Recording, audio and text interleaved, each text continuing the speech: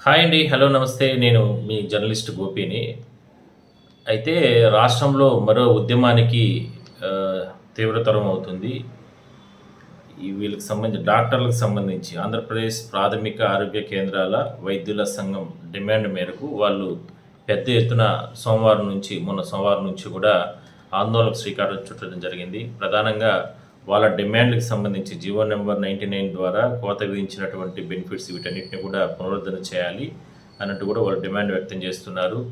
ఆహ్, కనీసం వేతనానికి కనీసం గౌరవం ఇవన్నీ లేకుండా కొన్ని సంవత్సరాల పాటు కూడా రకరకాలుగా ఇబ్బందులు పెడుతున్నారు అనేది ప్రధానంగా వాళ్ళకు ఉన్నటువంటి హక్కుల కోసం వాళ్ళు ఎప్పటినుంచో పోరాడుతున్న నేపథ్యంలో కూటమి ప్రభుత్వం అధికారంలోకి వచ్చిన తర్వాత న్యాయం జరుగుతుందని చెప్పి వాళ్ళందరూ కూడా భావించాము. బట్ ఏరా అంటే ఇప్పటివరకు కూడా వేచి చూసాము. ఇంకా వేచి చూసే అవకాశం ఆ టైం కూడా మేము ప్రభుత్వానికి ఇవ్వమంటూ కూడా వాళ్ళు నిరసన ఆందోళనలకు శ్రీకారం చుట్టిన నేపథ్యంలో ప్రభుత్వానికి కాస్త ఇబ్బందులు వచ్చే అవకాశం అయితే ఉంది. ఈ పిహెచ్సి సెంటర్స్‌లో ప్రధానంగా చాలా వరకు కూడా ఇప్పటికే ప్రజలకు సంబంధించి పేద రోగులకు సంబంధించి చాలా అవస్థలు ప్రారంభమయ్యాయి. దీనికి సంబంధించి వైద్య శాఖ అధికారులు ఈ ఏపీపీహెచ్‌సిడిఏ వీళ్ళతో ఈ యూనియన్ వాళ్ళతో కూడా మాట్లాడినప్పటికి కూడా పలు దఫాల చర్చలు జరిపినప్పటికీ కూడా ఫలితం మాత్రం శూన్యంగానే ఉంది. ఎందుకంటే వీళ్ళు చేస్తున్నటువంటి డిమాండ్లు న్యాయబద్ధమైన డిమాండ్లు వీటన్నిటిని పరిష్కారం చేయాలంటే అసాధ్యమైంది అంటూ కూడా వాళ్ళు డాక్టర్లు అంటే ప్రభుత్వ వర్గాలు చెప్పేస్తున్న కారణంగా వీళ్ళు సమ్మెలోకి వెళ్ళడం జరిగింది. సో మొత్తం మీద సోమవారం నుంచి ప్రారంభమైనటువంటి సమ్మె ఇప్పటికే వాళ్ళు అధికారిక అంటే వాళ్ళకి సంబంధించినటువంటి జిల్లాల వారీగా ఏదైతే ఉంటుందో వైద్య శాఖ అధికారులకు సంబంధించి సిబ్బంది వాళ్ళకు సంబంధించి అధికారిక వాట్సాప్ గ్రూపుల నుంచి కూడా వీళ్ళందరూ కూడా వైదొలగడం జరిగింది సోమవారం నుంచి. ఇంకా మంగళవారం అంతా కూడా వాళ్ళు నల్ల బ్యాడ్జీలు కట్టుకుని నిరసనలు వ్యక్తం చేయడం ఇవన్నీ కూడా చేశారు. మరోవైపు అంచెలంచెలుగా ఈ ఉద్యమాన్ని మరింత ముందుకు తీసుకెళ్ళడానికి ప్రయత్నాలైతే ప్రారంభం జరిగింది. అదేవిధంగానే చలో విజయవాడ అని, చలో అమరావతి ఇట్లా రకరకాల కార్యక్రమాలతో వీళ్ళు ఈ ఉద్యమాన్ని ముందుకు తీసుకెళ్ళబోతున్నారు. అయితే వాళ్ళ డిమాండ్స్ ఒకటే, చాలా ఇబ్బందులు పడుతున్నాం, జీవితంలో ఎంతో కోల్పోయాం, ఖచ్చితంగా మీరు మాకు ప్రభుత్వం తరఫున మమ్మల్ని ఆదుకోండి అంటూ కూడా ఈ ప్రభుత్వానికి వాళ్ళు విన్నవించుకుంటున్నారు. ఆడియో టేప్స్ కూడా నేను మీకు వినిపించే ప్రయత్నం చేస్తాను. వాళ్ళ ఆవేదన వాళ్ళంతా కూడా. అయితే ఇంత జరుగుతున్న తరుణంలో ఈ పిహెచ్సి సెంటర్స్‌లో మామూలుగా వచ్చి చూయించుకొని వెళ్తారు కదా పేషెంట్స్‌కి సంబంధించి. వాళ్ళకందరికీ కూడా ప్రత్యామ్నాయంగా ప్రభుత్వం కూడా ఏదైతే ఈ ప్రాంతీయ జిల్లా బోధనలో పనిచేసేటటువంటి ఆసుపత్రిలో పనిచేసే ఎంబీబీఎస్ డాక్టర్లని ప్రస్తుతానికి వాళ్ళందరినీ కూడా ఈ పిహెచ్సి సెంటర్లకు పంపించడానికి ఏర్పాట్లు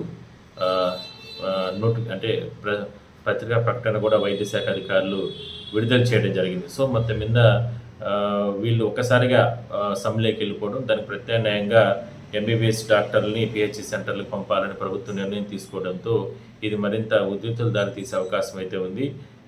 సమయం పాటించకపోతే చట్ట ప్రకారం చర్యలు తీసుకుంటామంటూ కూడా ప్రభుత్వం చెప్తుంది. సో మొత్తం మీద చూద్దాం మరి ఏం జరుగుతుంది ఏందనేది. ఎందుకంటే వాళ్ళు ఏం చెప్తున్నారంటే మాకు న్యాయమైన డిమాండ్లు, ప్రభుత్వం మమ్మల్ని ఆదుకోవాలి, ఈ ప్రభుత్వం పైన మేము ఎంతో నమ్మకంతో ఓట్లేసి గెలిపించుకున్నాము, కనీసం ఈ టర్మ్లో అయినా సరే తమకు న్యాయం జరుగుతుందనేది ప్రధానంగా వాళ్ళ ఆవేదన.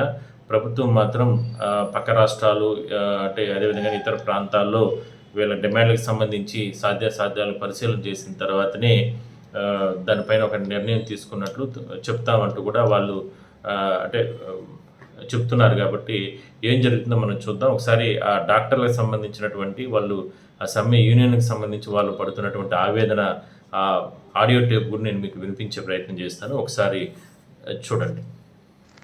హలో ఎవ్రీవన్, ఈ డెసిషన్ ఏదైతే తీసుకున్నారో మనకు జరుగుతున్న అన్యాయాన్ని ప్రశ్నించాలి, మాట్లాడాలి, నుంచోవాలి, అలాగే ఫైట్ చేయాలి అండ్ స్ట్రైక్ వెళ్ళాలి అని, అది ఆషామాషిగా తీసుకున్న డెసిషన్ కాదు, లేదా ఉద్రేకంలో తీసుకున్నటువంటి డెసిషన్ కానే కాదు.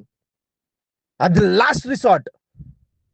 మనకి ఏం చేయాలో తెలియని పరిస్థితుల్లో, ఎక్కడికి వెళ్ళాలో తెలియని పరిస్థితుల్లో, దిక్కుతోచని పరిస్థితుల్లో ఉన్నప్పుడు మాత్రమే తీసుకుంటున్నటువంటి స్టెప్ ఇది. కాళ్ళు అరిగేలా తిరిగాం, రిప్రజెంటేషన్స్ మీద రిప్రజెంటేషన్ ఇచ్చాం. ఎన్ని రిప్రజెంటేషన్స్ ఇచ్చినా, ఎంతమందిని కలిసినా, మన మనకు జరుగుతున్న అన్యాయాన్ని ఎన్ని విధాలుగా చెప్పినా సరే పట్టించుకోకపోతే, ఏం చేయాలో తెలియని పరిస్థితుల్లో, ఎక్కడికి వెళ్ళలేని దుస్థితిలో మాత్రమే ఈరోజు మనం స్ట్రైక్కి వెళదాం అని తీసుకున్నటువంటి స్టెప్ ఇది. ప్రతిసారి ఇలాగే జరుగుతుంది. మెడికల్ ఆఫీసర్లు దేహి అని అడుక్కోవడమేనా? ప్రతిసారి ఇదే నా పరిస్థితి. లాస్ట్ టైం ఒక డెసిషన్ తీసుకున్నారు 20% ఇన్ ఆల్ సబ్జెక్ట్స్. అది 8 నెలల్లో మళ్ళీ మార్చేశారు. లాస్ట్ టైం తీసుకున్నది ఇప్పటి వరకు కూడా ఎందుకు పెట్టలేకపోయారు? మేము ఓట్లేస్తే వచ్చిన వాళ్ళు అధికారంలోకి వచ్చారు. మీ టర్మ్ 5 ఇయర్స్. మీ 5 ఇయర్స్ ఉన్నంతసేపు అన్నా సరే మీరు తీసుకొచ్చినటువంటి ఆ జీవన్ రన్ చేయొచ్చు కదా. 8 నెలల్లో మార్చేస్తున్నారు. 8 నెలల్లో మారిపోతున్నాయి అంటే మీరు తీసుకున్న డెసిషన్ మీద మీకే స్టాండ్ లేదు. ఏం చదవాలో కూడా మీరే డిసైడ్ చేస్తున్నారు. అరే నాకు ఇష్టం, నాకు ఆర్థోపెడిక్స్ లేకుండా తీశారు. లేదంటే ఇంకెవరికో ఇంట్రెస్ట్ ఉంటుంది, ఈఎన్టీ చేయాలి, ఆప్థాల్మాలజీ చేయాలి అని. మీరు ఎలా డిసైడ్ చేస్తారు? రైట్ టు ఎడ్యుకేషన్ అన్నది వాళ్ళ మా హక్కు కదా. ఎవడేం చదువుకోవాలో వాడు డిసైడ్ అవుతాడు కదా. మీరెవరు డిసైడ్ చేయడానికి? అంటే మీరు ఒక చైర్లో కూర్చున్నారు కాబట్టి మీరు ఏ సబ్జెక్ట్ చదవమంటే ఆ సబ్జెక్టే చదవాలా? ఆ డెసిషన్ మాది కదా. సరే మీరు ఆ సబ్జెక్ట్ మీకు చదివించాలని లేదు. అప్పుడు మీరు నోటిఫికేషన్ ఇచ్చేటప్పుడే ముందు జాబ్లో జాయిన్ చేసుకునేటప్పుడే మీరు చెప్పాలి, మేము ఈ సబ్జెక్టులు మాత్రమే మేము స్పాన్సర్ చేస్తాము, లేదంటే ఈ సబ్జెక్టులో మాత్రమే మాకు అవసరం ఉంది అని చెప్పి మీరు నోటిఫికేషన్ ఇస్తే ఆ సబ్జెక్టులో ఇంట్రెస్ట్ ఉన్నవాడు మాత్రమే ముందుకు వచ్చేవాడు, సర్వీస్ చేసేవాడు. మీరు సర్వీస్ తీసే ముందు ఏం చెప్పారు? 2 సంవత్సరాలు ట్రైబల్లో చేస్తే అయిపోతుంది, 3 సంవత్సరాలు ఇక్కడ చేస్తే అవుతుంది, ఈ 6 సంవత్సరాలు అర్బన్లో చేస్తే అవుతుంది, రండి తొందరగా రండి, ఇదిగో ట్రైబల్లో చేసుకుంటే 2 సంవత్సరాలు మాత్రమే రావాలి బాబు రావాలి, ఆలోచించిన ఆశాభంగం అని చెప్పి ప్రోత్సహించి అరచేతిలో స్వర్గం చూపించి తీసుకొచ్చి మమ్మల్ని జాయిన్ చేయించి మాతో పనులు చేయించారే. ఈరోజు మేము సర్వీస్ చేసిన తర్వాత మాకు వచ్చే లాభం ముందు, లేదంటే మాకు వచ్చేటువంటి మా సర్వీస్కి గుర్తింపు ముందు మీరు ఈ రోజు వచ్చి ఇదంతా కాదు, మేము ఓన్లీ 4 సబ్జెక్టులు ఇస్తాం, లేదంటే 6 సబ్జెక్టులు ఇస్తాం, లేదంటే అసలు ఇవ్వం అని చెప్పి మమ్మల్ని అన్యాయం చేస్తున్నారు. ఏం అవ్వాలి మా పరిస్థితి? మేము ఎక్కడికి వెళ్ళాలి? లాస్ట్ ఇయర్ అలాగే మమ్మల్ని రోడ్ల మీద దింపారు. తీసుకొచ్చాం, చెప్పాం, మాట్లాడాం, సరే అన్నారు, ఒక డెసిషన్ తీసుకున్నారు. మేము 30% ఉన్నదాన్ని మీరు తగ్గించినా సరే తప్పనిసరి పరిస్థితుల్లో వెనుదిరగాల్సి వచ్చింది, వెనుదిరిగాము. కానీ ఇప్పుడు 8 నెలలు కూడా మీరు ఉండలేదు. మీరు ఇచ్చిన మాట మీద మీరు 8 నెలలు కూడా నుంచోలేకపోయారు. ఏం చేస్తాం మేము? ఎలా చూస్తున్నారు? 8 నెలలు చాలా మాటలు చెప్పారే, ప్రమోషనల్ లేవు, నేషనల్ ఇంక్రిమెంట్లు లేవు, అన్ని చూస్తాం, అన్ని చేస్తాం అన్నారు. అరే ఒక ఉద్యోగికి గౌరవం, ఆ క్యాడర్ పెంచుకోవడం, లేదంటే తన సర్వీస్ని గుర్తించి, ఆ సర్వీస్ ఇన్ని సంవత్సరాలు చేసిన సర్వీస్ని గుర్తించి డిపార్ట్మెంట్లో ఎదుగుదల అవకాశాలను కల్పిస్తారు చూడండి, అది ఆ ఉద్యోగికి ఇచ్చేటువంటి గౌరవం. కనీస గౌరవం కూడా లేకుండా 20 సంవత్సరాల నుంచి ఒకే క్యాడర్లో ఉంటూ ఒకే క్యాడర్లో రిటైర్ అయిపోతున్నారు. 2 సంవత్సరాల ముందు వచ్చిన వాళ్ళకి ప్రమోషన్లు ఇచ్చారు. ఏపీవీపీలో వాళ్ళ సర్వీస్ని గుర్తించారు. 2 సంవత్సరాల్లో వాళ్ళ సర్వీస్ గుర్తించినప్పుడు మేమేం వాళ్ళని తప్పు అనట్లేదు, వాళ్ళు మేమేమి వ్యతిరేకరించట్లేదు. కానీ 2 సంవత్సరాలు పట్టిన వాళ్ళకి సర్వీస్ని గుర్తించి వాళ్ళకి ప్రమోషన్లు ఇస్తే 20 సంవత్సరాల నుంచి సర్వీస్ చేస్తున్న వాళ్ళు ఈ సీనియర్ల యొక్క సర్వీస్ మీకు కనబడట్లేదా? అంటే పిహెచ్సి డాక్టర్స్ అంటే అంత చులకనగా కనబడుతున్నారా? మేమేమన్నా లేనిది అడిగామా, లేదంటే గుంటెమ్మ కోరికలు ఏమన్నా కోరామా? అందరికి ఇచ్చినట్టే ప్రతి డిపార్ట్మెంట్లో ఉన్నట్టే మాకు కావాలంటున్నాం కదా. ప్రతి డిపార్ట్మెంట్కి వీలవుతుంది, కానీ మా ఒక్క పిహెచ్సి డాక్టర్స్కి వచ్చేసరికి మీకు కుదరదు. ఈ అన్యాయాన్ని మేము అడగకూడదా? ప్రశ్నించకూడదా? ఏం చేసినా సరే మీరు వినకపోతే ఇలాగే దిగుతున్నాము. ఏం చేస్తాం? మాకేమి ఆశ పుట్టో, లేదంటే బుద్ధి పుట్టో, లేదంటే టైం పాస్ చేయడానికి రోడ్ల మీద రావట్లేదు. మేము కడుపు కాలి మండి ఎక్కడికి వెళ్ళాలో తెలియని దుస్థితిలో ఈరోజు రోడ్డు మీదకి వస్తున్నాం. ఇంక్రిమెంట్స్ లేవు, ప్రమోషన్స్ లేవు, సహించాం, భరించాం. మమ్మల్ని సర్వీస్లో తీసుకున్న తర్వాత పీజీ కోటా వస్తుంది, పీజీ కోటా మీద మమ్మల్ని తీసుకొని సర్వీస్ వచ్చిన తర్వాత మాతో 2 సంవత్సరాలు, 3 సంవత్సరాలు, 4 సంవత్సరాలు, 5 సంవత్సరాలు కూడా సర్వీస్ చేయించుకుని ఈరోజు మేము ఈ సబ్జెక్టుల్లో మాత్రమే ఇస్తాం, లేదంటే 15%కే ఇస్తామని చెప్పి వెనక్కి తగ్గడం ఎంతవరకు న్యాయం?